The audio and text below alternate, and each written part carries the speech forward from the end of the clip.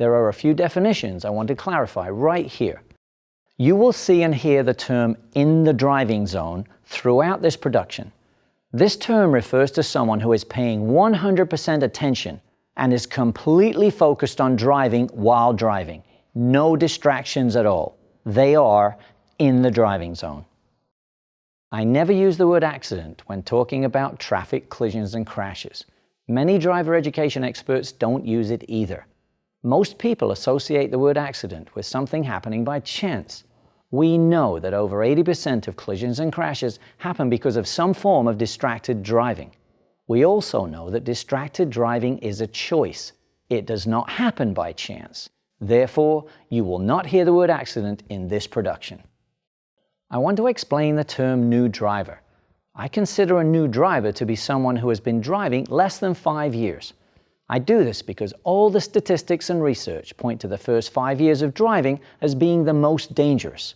There is a decrease in risk from driving year 1 to driving year 5, but I want parents to understand that these years are way above all other years in driving risk. This is due mainly to ongoing brain and decision-making development, lack of driving experience and skills, and lack of miles driven. I use the term distracted driving.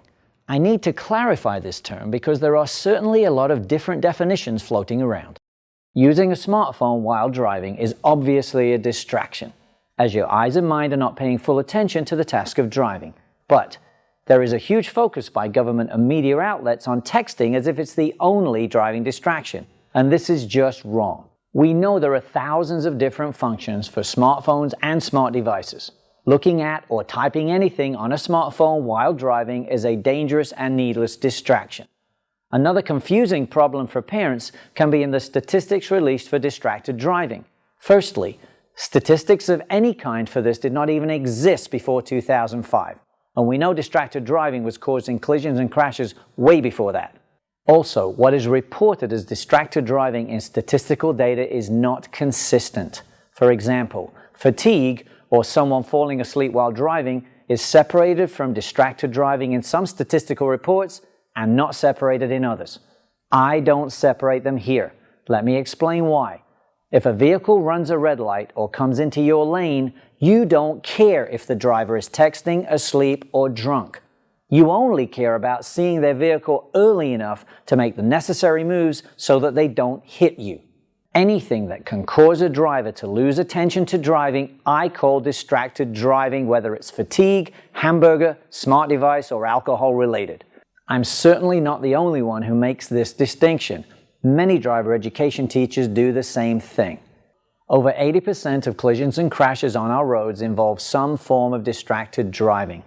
Here is a quick rundown taken from the Driving Zone 2 video. This will quickly show us many driving distractions that cause collisions and crashes every day on US roads.